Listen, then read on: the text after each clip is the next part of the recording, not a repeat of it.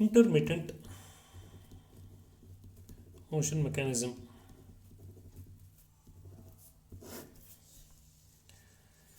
So intermittent means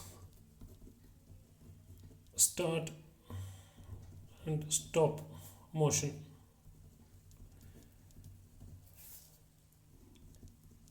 So this type of motion are required in many instances, like a food processing industry, or you can imagine a bottling industry where there is a bottle which has to be filled in a station.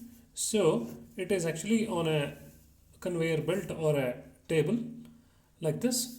As it actually starts to move, there is a bottling, there's a filling station. It has to come here and then stop for a while until the liquid gets filled, then it has to move.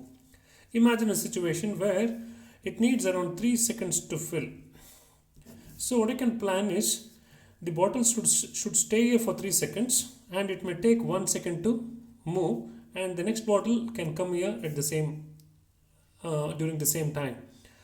So this type of mechanisms are a part of the syllabus in kinematics of machines. So we'll try to discuss a few such mechanisms which can give us start and stop type of motion.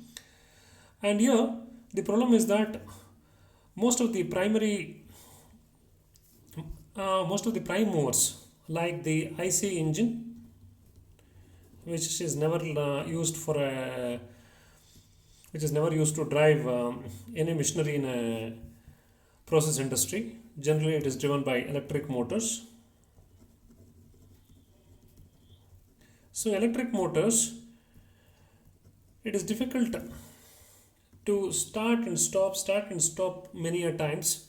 Of course, starting and stopping is not a problem in electric motors, but if this happens continuously over the whole day, then this electric motors may have a problem.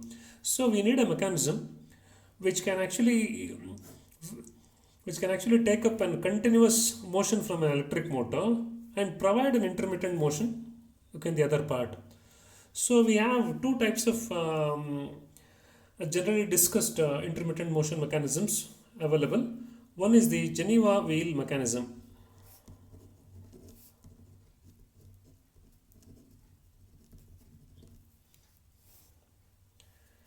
So in the case of the Geneva wheel mechanism, basically what it has is the Geneva wheel.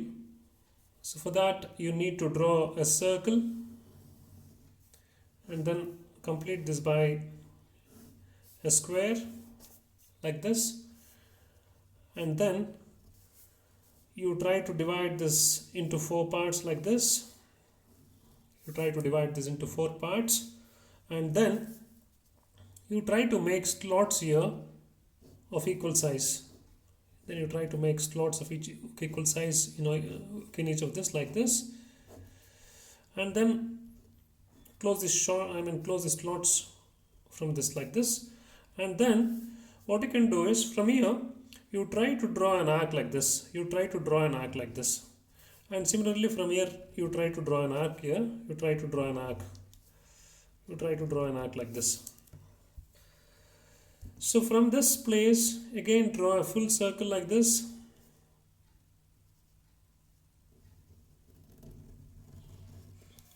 And then draw one more circle which actually is slightly bigger than this, but that circle is not above this, but it is below this, and it has got a pointer, it has got a pin which is held in that plate. So now you can imagine that this is actually driven by an electric motor. Since it is driven by electric motor in the clockwise direction, the pin enters the slot here. As it enters the slot, the path of the pin is along the circular path like this. So therefore, this is forced to rotate in this direction, and as it rotates, the slot starts moving from like this, and it actually goes like this and finally reaches this position of this slot. And as it actually reaches this position, the pin leaves the slot like this and it goes like this. So you can see that during this part of the motion, of the pin, which is actually 3 by 4th of the cycle, this wheel, which is called as a Geneva wheel, is not moving. But the pin, as the pin goes from year to year, it will actually make this wheel to move, which means that it is moving during 1 by 4th of a cycle, and it is not moving during the 3 by 4th of a cycle. So like this, you can make a Geneva wheel with 4 slots, or you can make a Geneva wheel with 6 slots, and so on, so that you can actually decide what should be the time during which the wheel should be idle, and what is the time during which the wheel should keep moving. So here, since I have actually taken 4 slots, so you will see that it is actually idle for 3/4 of the time, and it is actually moving during the 1/4 of the time, like this.